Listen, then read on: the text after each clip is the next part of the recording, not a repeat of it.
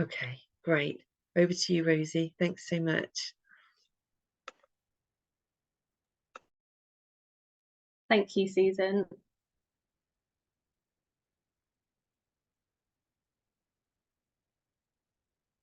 There we go. Can you see that okay, that presentation?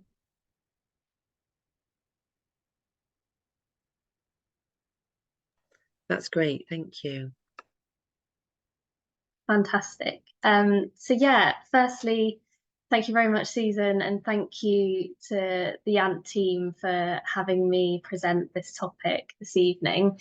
Yeah, Rozy Davey, I'm the Catchment Restoration Manager at BART, and I'm going to chat through an introduction to natural flood management.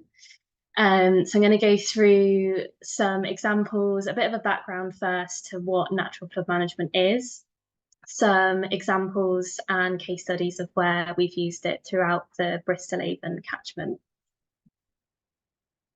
But firstly, I thought I'd just give an introduction to BART and who we are. So Bristol Avon Rivers Trust is a charity. We deliver education, land and river management advice and practical river restoration work throughout the Bristol Avon catchment. We are one of 65 local Rivers Trusts in the UK, and we operate under the umbrella Rivers Trust movement. We deliver a wide variety of projects to raise awareness and deliver improvements to our watercourses. And these include, like I said, river restoration expertise, ecological surveys, monitoring, farm advice, education, and community engagement. And we also work with a number of other organisations such as local authorities, water companies, Environment Agency, and other local charities.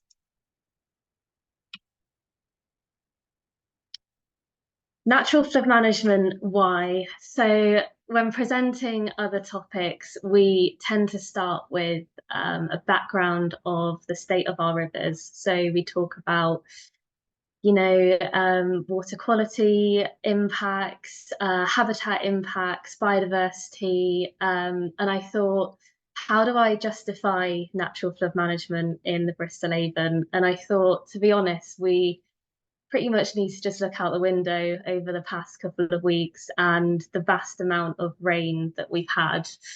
And I thought, therefore, I'd just flash up some articles that I found. These are all within the last year, but most of them are within the past couple of weeks, so all within October,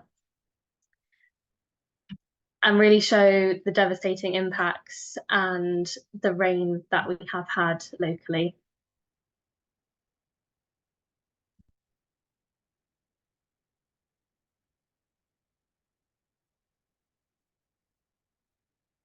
So going into some of the reasons as to why we get flooding and why we're particularly seeing flooding in our urban areas. When I was actually pulling this list together, I thought it was really interesting that they all link very closely to one another.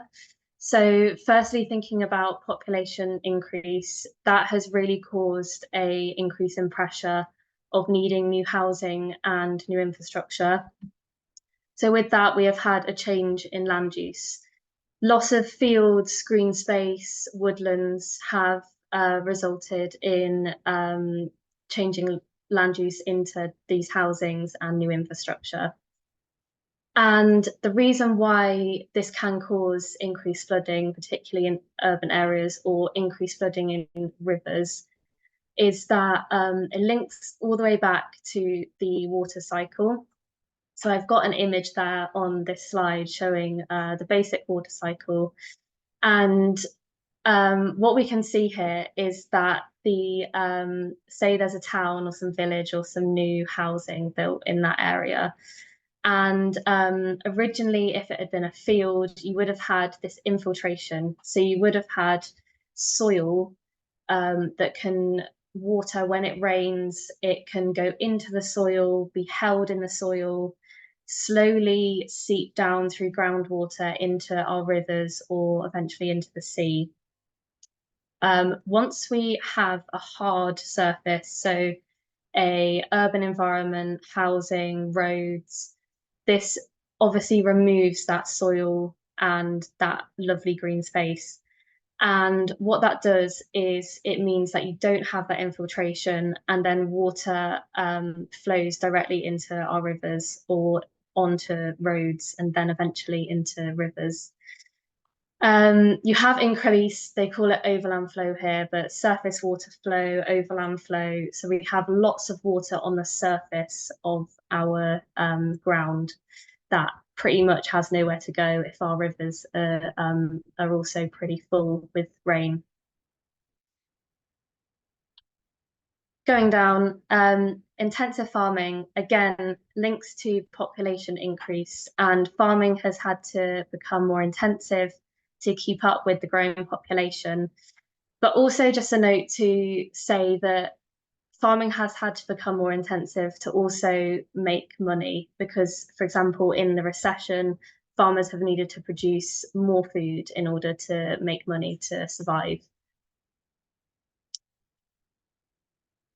Linked to this is mechanization and farmers using bigger and heavier machinery, combined with increased stocking rates, so having more animals on the land, has contributed towards soil degradation.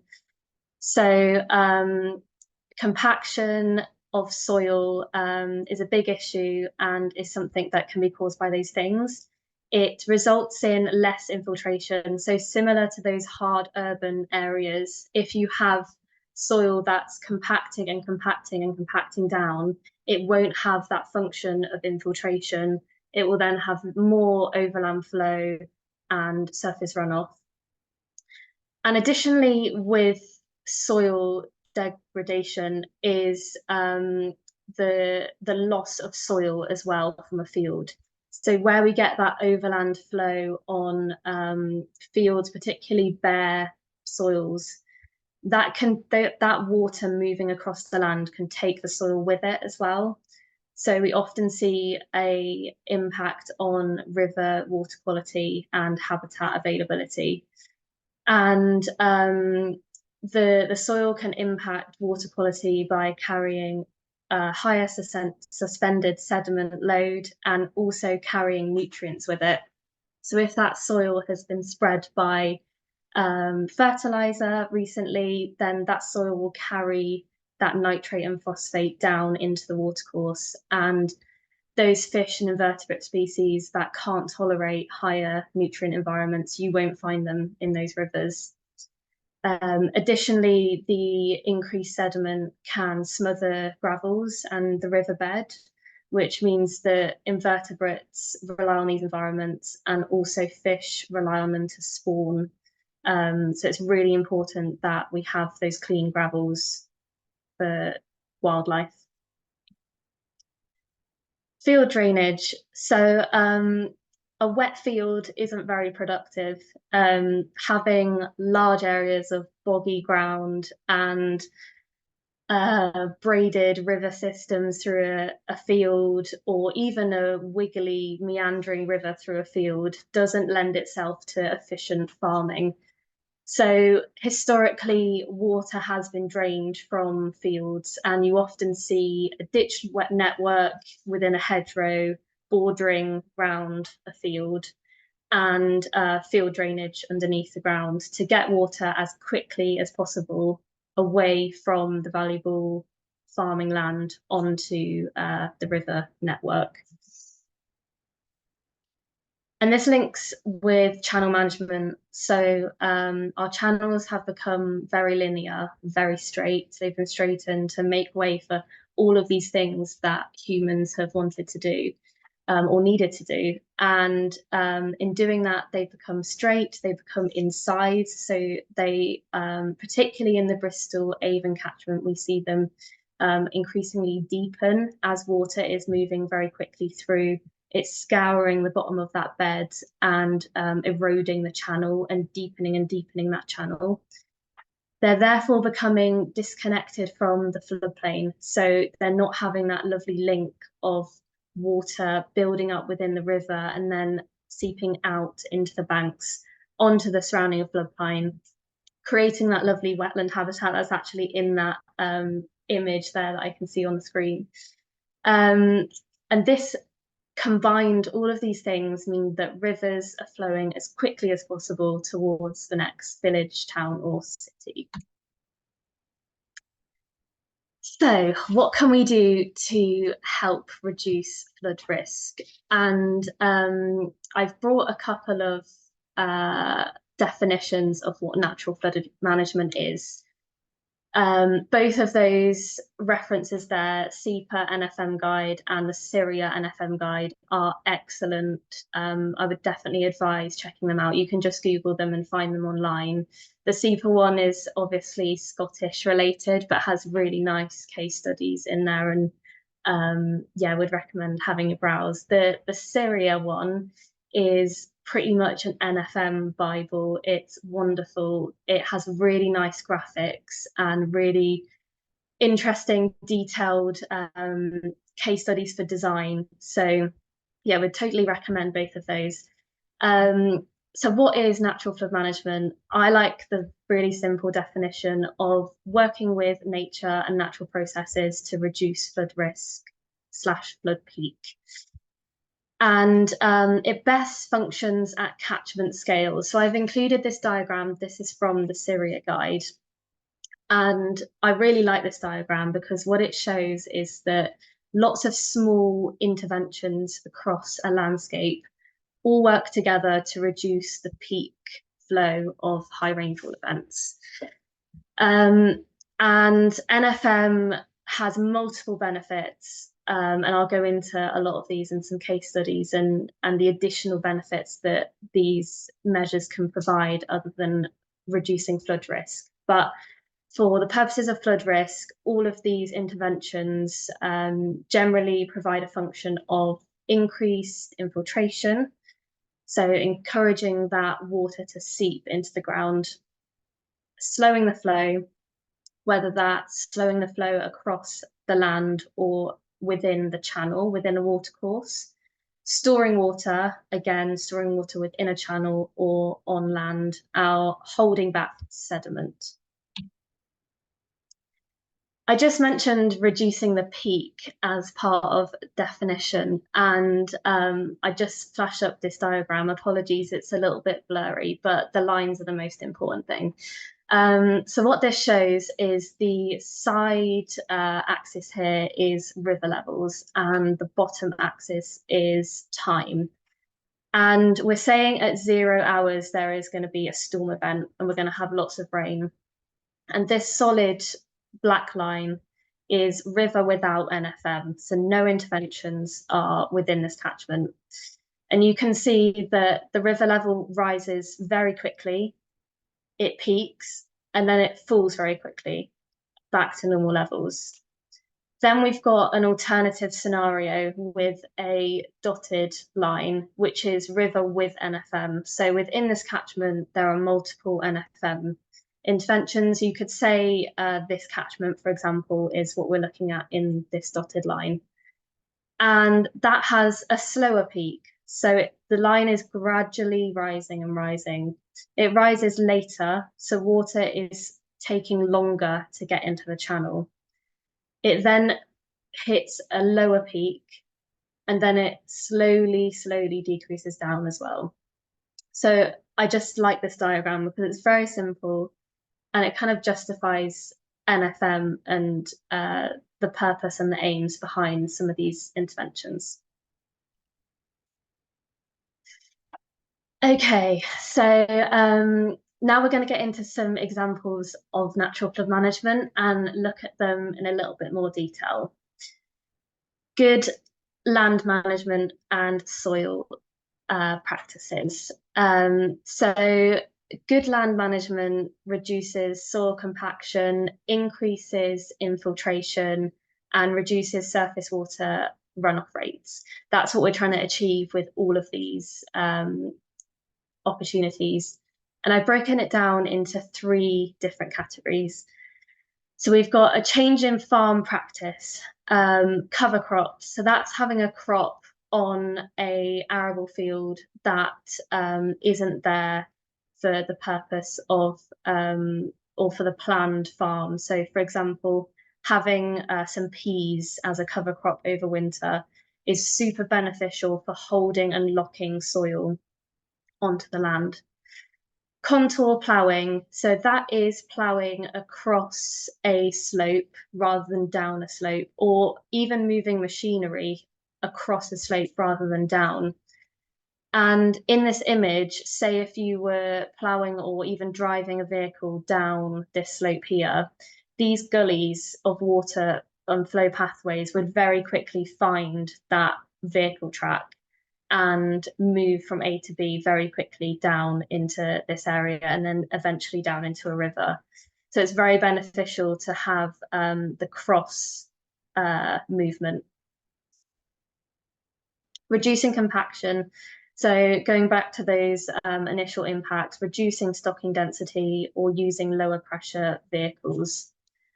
Set aside land. So those areas of a field that are particularly boggy, potentially unproductive, looking at land and seeing if that could be used for an alternative purpose. And maybe some of the other suggestions I have further in the presentation could potentially go into these set aside lands, like tree planting or a pond. Reducing soil compaction. So testing soils is definitely key. And if your soils are identified as being compacted, there's lots of options to reduce this. Aeration, firstly, that is mechanical spiking of the topsoil, and that works at less than 10 meters depth to improve drainage and therefore improving these infiltration rates. Deep sward lifting, that breaks up the topsoil, so 20 to 35 centimeters roughly in depth, and that improves the drainage of grassland primarily. And then deep cultivation and subsoiling. This breaks up the depth at greater 35 centimeters and disrupts the plough pan in arable fields. So if you've had a field that has been arable for a number of years, it can develop a pan, which is a fairly solid layer of soil that has been so compacted due to repetitive vehicle movement. It is completely acting as the barrier for infiltration and no water can seep through. And yeah, deep cultivation or subsoiling is an excellent method of breaking through that pan and allowing that infiltration to happen and free drain. And finally, the addition of natural habitat. So adding more diverse habitat across a farming landscape, whether that be wetlands, woodlands, rough grasslands, or buffer strips. Runoff management.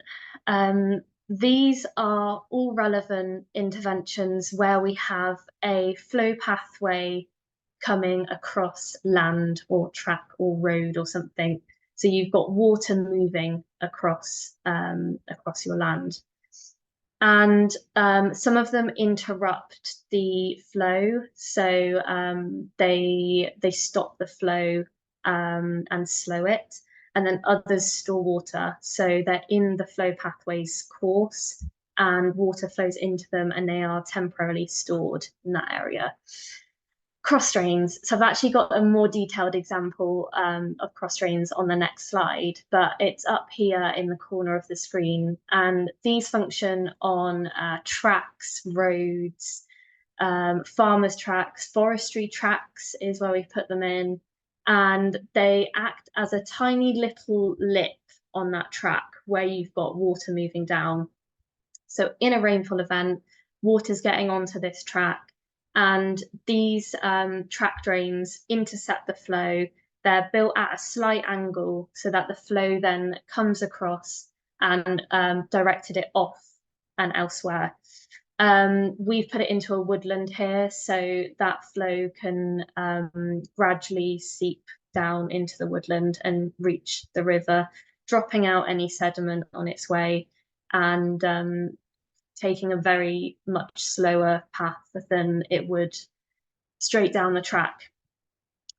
Cross-slope hedgerows are a method of tree planting and act in a very similar way. It's all about interrupting that flow and adding a buffer. So as water, this is actually an image of cross-slope planting, but similar to a hedgerow, say we actually had a network of flow pathways and springs that were popping out above this field here. They were coming down, and initially they were actually creating those gullies and mini little channels all the way down this field, and then eventually reaching the river at quite high speed. So adding this area of tree planting just creates that buffer so that water is spread out across the land. Some of it's stored, some of it trickles down, and it's just reducing the speed at which water's moving down that landscape. Buffer strips. So that's a method of a buffer strip, or we often describe buffer strips as riparian buffer strips. And having that area of land set aside alongside a watercourse is really, really beneficial for multiple different reasons. And this is an example of a buffer strip where you've got an area of arable land, and then this little strip here of rough grassland and ponds or scrapes have been set aside to allow water to be stored and slowed before it then reaches the watercourse there. And then we've got some wet features, so ponds, scrapes, wetlands, swales and bunds. All very similar, but just display and designed slightly differently. Ponds are wet all year round, so they are positioned in areas that have constant flow of water and are often fairly deep so that they can stay wet even in really dry summer conditions. Scrapes are usually seasonally wet. Swales, we've got wetlands. Wetlands are a network of all of these different things. So you could have some deep areas that stay wet for longer. You could have some scrapes that grass up and then get wet through winter. Really, really beneficial for wildlife, have multiple benefits for biodiversity, loads of really nice habitats. Swales are linear features, so these are areas that are dug in a linear long path, often like a buffer to intercept flow. And again, bunds are raised areas of soil that are dug back to hold back water and also sediment. And this is a case study of track drainage that we installed in a woodland. This is in the Chew Valley, and it, as you can see, was a very muddy track. I think it doesn't help, obviously, we've got our machinery getting going here, but it wasn't too far off from where it started. It's a forestry track, so you've got very heavy, large machinery coming through here regularly.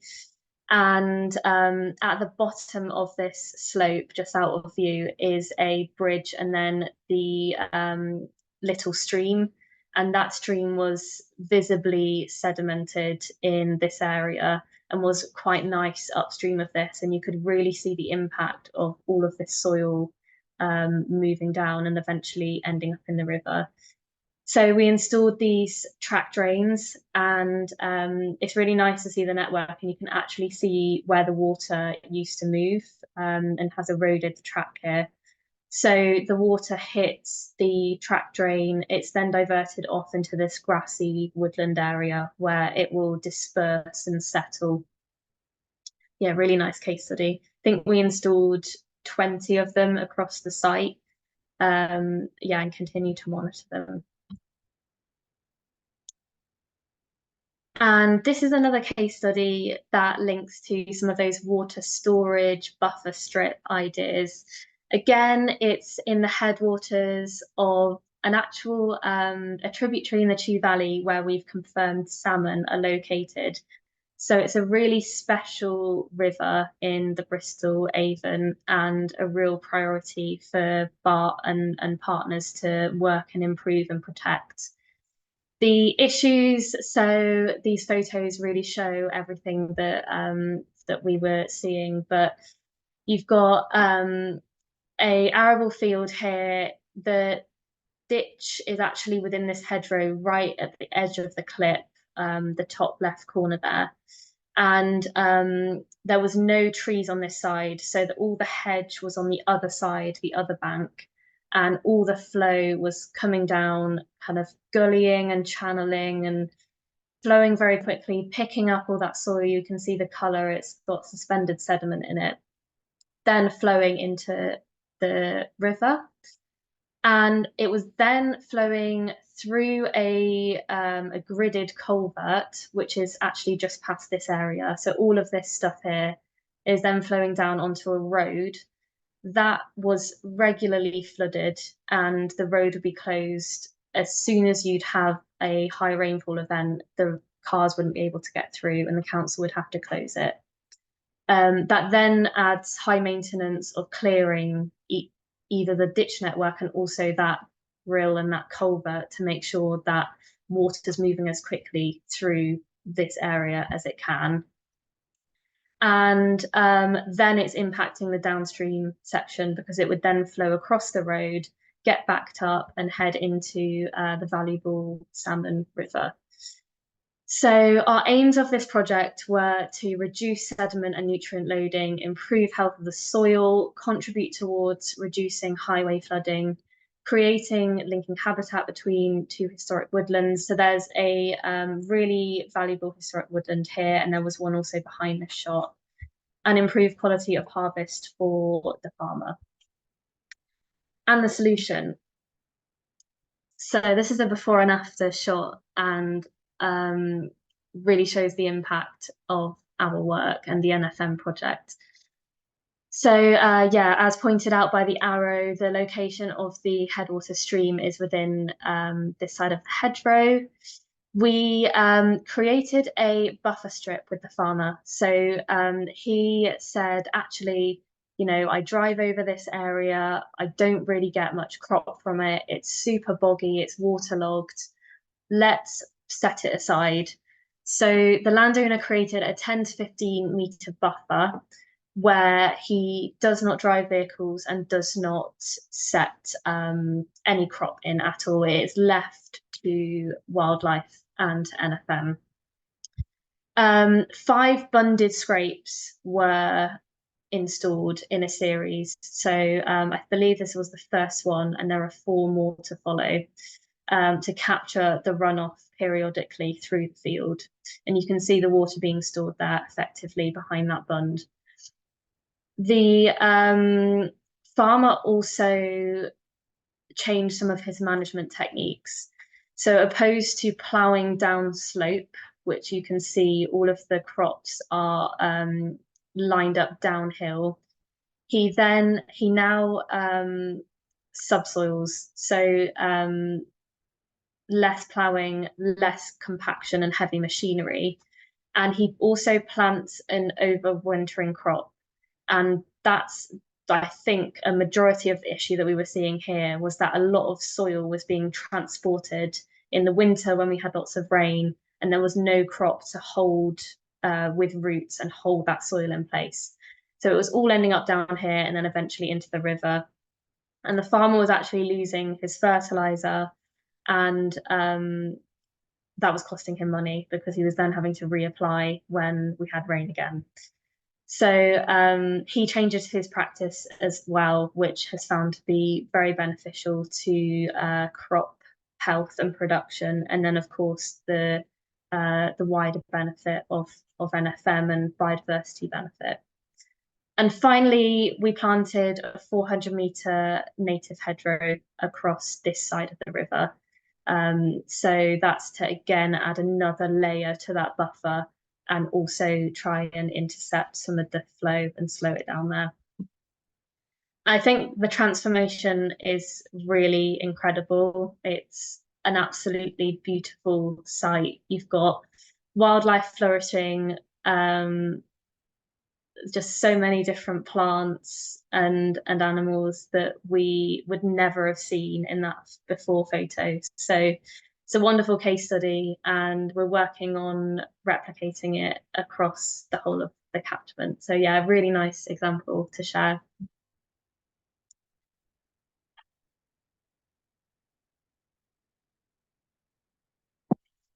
Okay, so floodplain reconnection. This basically allows water to be stored outside of the main channel in times of flood.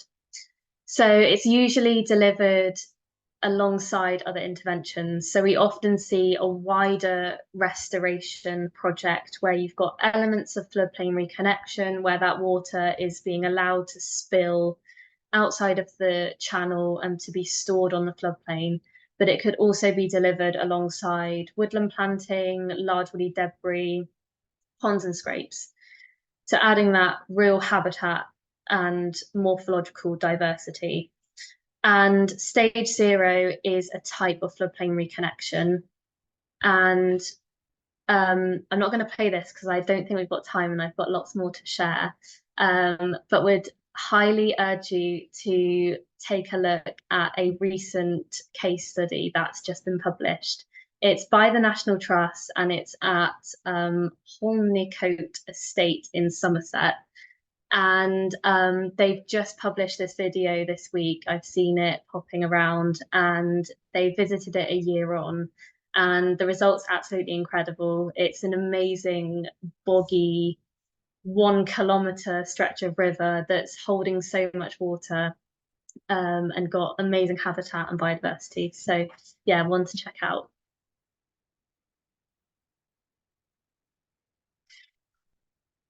Leaky barriers. So they've got lots of different terms. You can hear the phrase leaky barriers, leaky dams, woody debris, woody dams, large woody debris, any combination of the above words. And basically they are made from natural materials, usually harvested from the riverbank. They're used to temporarily store water in the channel, and often they reconnect rivers to the floodplain, and also store water within the floodplain there. So kind of like an example of that floodplain reconnection. They slow the flow of water in the channel, and just thinking back to that peak, um, they slowly hold water and gently trickle through. I've got a video in a second of how they're constructed. But basically, the idea behind leaky barriers is that they work en masse. So one leaky barrier will only store a really small amount of volume of water as they slowly trickle through. But lots of them across a catchment can have a real cumulative effect and reduce flood risk downstream. They're built by lots of logs or woody debris, as we can see in these images, and they are stacked at normal summer low flows. So they allow the river to operate as it was. They do not block the channel. They don't stop fish passage if that's a priority. So if you've got, fish in an area, they allow that to happen. But then as soon as we get some rainfall and the rivers are starting to rise, that's when they start to function.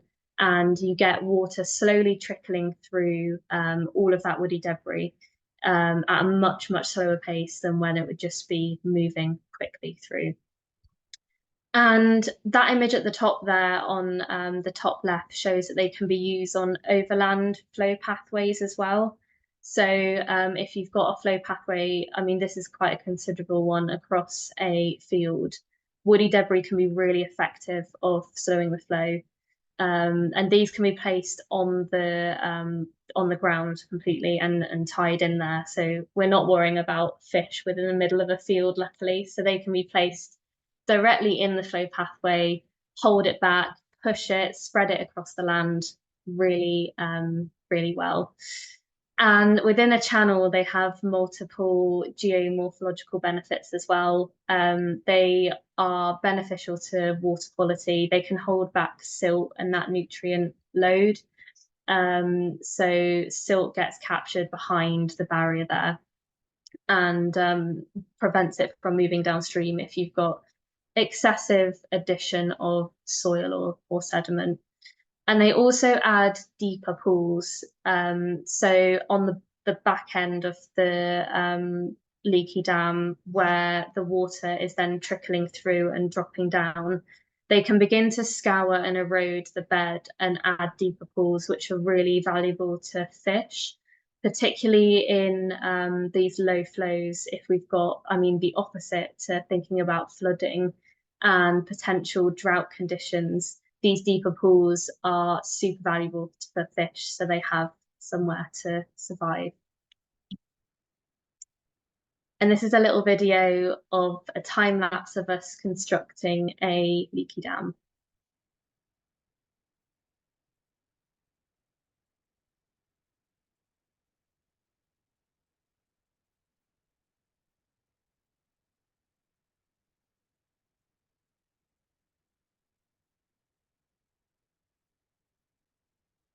And there's the finished product. I love how we get volunteers involved. They're super easy to install and really, really cheap as well. Really cheap. It's all local wood that's harvested and popped in the river with some volunteers.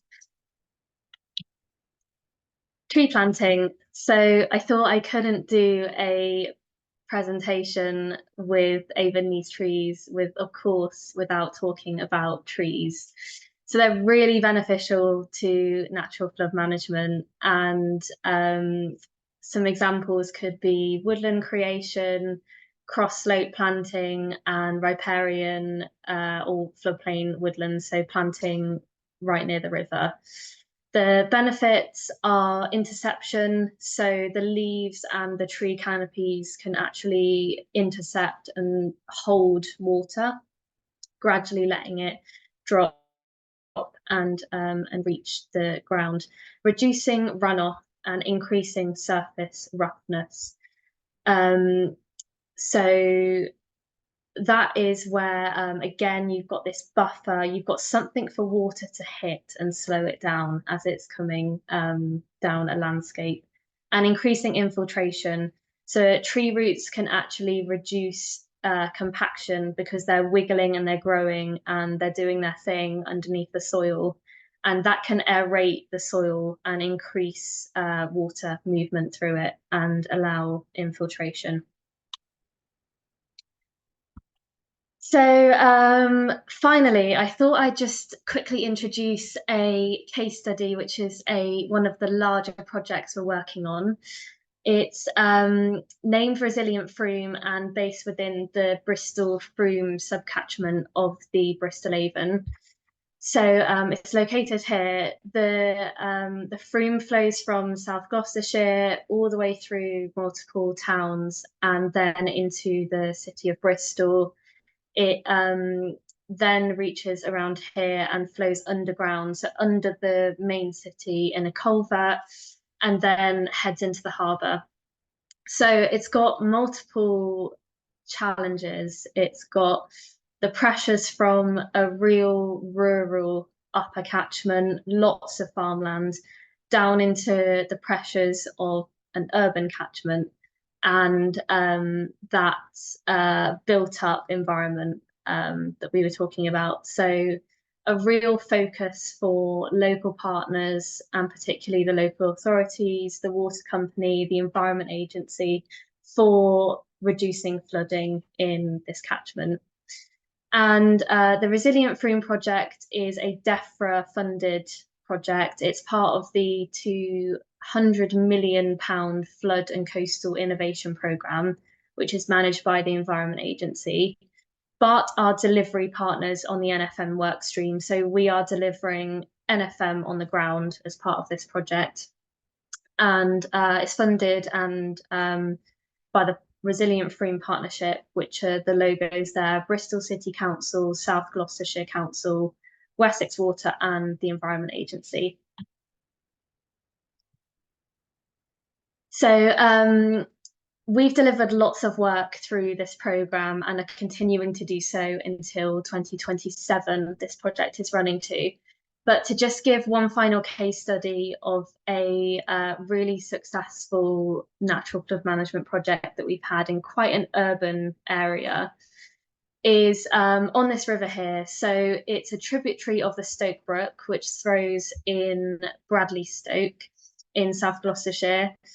It previously had very high sediment loads. So it was mostly fed by surface water drainage, which would come from roads and housing. There's lots of new houses in the area, and that was causing very flashy, quick rising, quick dropping environments in the rivers locally. It had low habitat value. It's quite a sad little channel, and unfortunately had no real features of interest for biodiversity or geomorphology. That woody debris habitat, clean gravel, we couldn't see anything really, no vegetation within the channel or the channel banks there. So pretty poor generally. And we were seeing flooding downstream. So in Bradley Stoke locally and the local nature reserve, there was flooding to the pathways, the roads, and that was having an impact on locals quite considerably. So our aim of the project was to reduce sediment, slow the flow, and reconnect the floodplain in this nice green area. And this is what we did. We installed a series of leaky dams throughout the small channel, and this is the result. So it's quite incredible, the difference of what we can see here. We've got the original channel in February 23. We installed them shortly after this, and then in March 24, we can see the outstanding difference in ecology and the features, and it's just completely unrecognizable to me. Really nice to see the leaky dam here and water being held back. And this is it in flood. So we've completely connected the channel to the floodplain. We have got water flowing, being stored in deeper areas. This is where this leaky dam is here, is where that original little channel was. And yeah, really pleased to see that we've got this amazing water storage area rather than just water moving as quickly as possible through the catchment. So I'm just going to briefly mention as a final kind of wrap up points of some additional benefits of natural flood management, because we've discussed all the areas to do with flooding primarily that these NFM features can have, but they are very much multi-benefit and provide a variety of ecosystem services. So biodiversity, they can restore and enhance habitats and ecosystems which support wide species. Water quality, features such as bunds and scrapes or buffer strips can reduce addition to sediment and nutrients. Agricultural production, improving soil structure and reducing soil loss, which can improve productivity. Resilient ecosystems, so the NFM measures are effective in flood events, but they can also be beneficial in drought. So measures such as scrapes and ponds can provide wet features in times of dry weather and help with pressures of climate change. Geomorphological functioning, for example, adding large woody debris provides natural functioning of a river. And people, so social and well-being, there's a wealth of benefits. Obviously, the main one being reducing flood risk to communities downstream. But also, I love this photo because this is that project in Bradley Stoke, and we had local volunteers come and join us on implementing these leaky dams, and it was a really fun day and really lovely for them to get involved and have that benefit.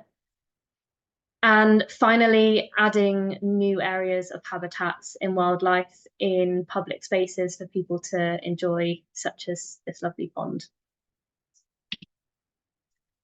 Thank you very much for listening. I think I'm going to pass over for some questions now. Thanks so much, Rozy. That's absolutely fascinating. If we unshare your screen, that's it. Lovely. That's great. Yeah, so we're going to open up for questions now, and I already have one that has come in from Nicholas, who asked, do you support the reintroduction of beavers to build natural barriers? Yeah, it's a very common question that we get, particularly as they are within our catchment now. So we do know that they're in our rivers locally. Very much thinking about beavers in the right place. So they need the right habitat. They need the right depth of water for their burrows and for their dams. And obviously, we don't want them in places where they are going to cause an impact for our housing, for people, for infrastructure. So very much thinking about beavers of in the right place. Areas of woodland that we don't mind flooding, for example, would be an ideal spot. They're very much like the leaky dams that we put in. Thanks, Rosie. Thank you. Neil has asked, in terms of INNS, have you noticed the spread of species across the riparian areas away from the main watercourse? Yeah, I wonder if this question's to do with balsam and whether it's seen a rise or whether it's more animal related species. But in terms of balsam, yeah, I mean it's a real problem within the catchment. We see it everywhere. It really needs a oh yes, also signal crayfish. Fab. Yeah, I mean, we rely on volunteer and community groups a lot for this, for the control of balsam primarily. And the groups do an incredible job of coordinating balsam pulling. And yeah, we do what we can. It's quite a monumental task, and I think we'd love a project in the future where we can really look across the whole of the catchment and, you know, map out exactly where balsam is and have targeted areas where we control it. But at the moment, we're not quite there yet with resource and funding. Thank you for that. Catherine has asked, has there been any monitoring of biodiversity in general to look at the changes or increases in species? Yeah, that's a really important point, and it's something we're doing more of. Unfortunately, our funding pretty much until this year has been very limited. And as a charity relying on funding, we can really only do what our funders fund us to do, which is usually deliver the thing and then run away. And obviously support the landowner and keep an eye on things. But in terms of monitoring, we've been very limited on what we can do. This year, we have had some funds come in that have included monitoring, which is incredible because it's one of our biggest limitations in the natural flood management world to not have that data behind it to say, you know, if you install X amount of features, this is the benefit it's going to have. So we're working really hard, and there's lots of work happening with universities and other organisations across the UK that are far more advanced and have far more technology than what we can do. But we find fixed point photography particularly useful, and that's hence my photos throughout because they really visually show the changes in the landscape. In terms of going down to ecology and like looking at, say, river invertebrates or plant species, Some of that data is captured in our volunteer programs. So we've got BART detectives, the river fly monitoring program, where volunteers go out monthly and collect water quality data and river fly samples, so the bugs in the river, and monitor those. And we have looked for changes. Because it's only once a month and these features operate in rain events, it's becoming hard for us to say, yes, exactly, your project is causing these benefits. But we're certainly working on it. And to be honest, the fixed point photography has been the best method that we've found that we have the capability to do, that can demonstrate the really positive changes. I think alongside like looking at, flow depth and flow speeds and flooding stats downstream and things like that, locally, this is what we've been focusing on. Thank you. Thanks so much.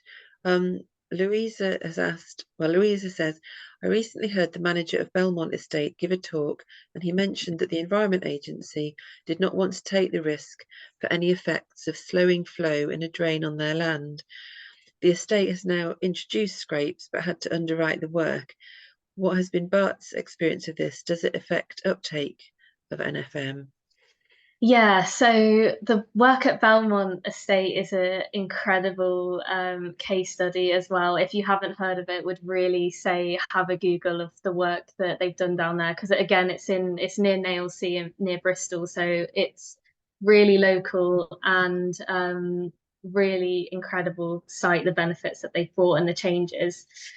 Um, yeah, I mean, we work really closely with the Environment Agency, and luckily, the Environment Agency fund a lot of our work. So we have built relationships in lots of departments across the EA over a number of years of working on these projects. So I wouldn't say we've come across those issues so far, but that project Belmont Estate have done is a much larger scheme that we're hopefully working towards in the future. But we haven't delivered anything to that scale yet. So far they're very happy with our leaky dams and our scrapes. But yeah, we'll work with them to improve things hopefully if we go for a bigger scheme. And we've just had a bit of response from Neil, who asked the earlier question. It says, hopeful for the rust fungus. I can help with mapping and surveys.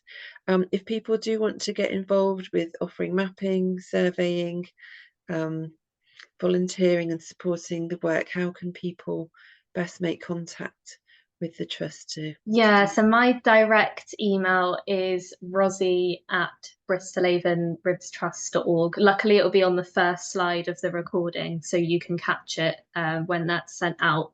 But we've also got an info at Bristol Avon Rivers Trust, which goes direct to all of us, and then the most relevant person will pick that up. So if it's like a community focused project, that may well go to our community team. So that's probably the best way to do it. But we've got our website, which is on that last slide, bristolavonriverstrust.org, and we're all over Facebook and Instagram and share all of our work on there as well. So please check us out. And there will be, I'll mention it again in a minute, there will be an email going out after the talk, which will have the link to the BART website. We've got one last question from Charlie Trix. Hi, Charlie. What about wriggling streams? Great question. Yeah, really good question. And something that I probably forgot to mention, but generally comes under that floodplain reconnection or berms. It does slow the flow, but generally comes under river restoration. There's some blurred lines because natural flood management is a method of river restoration, but re-wiggling channels slows the flow because it hits a wiggle and then gets diverted off, and hits a wiggle and gets diverted off.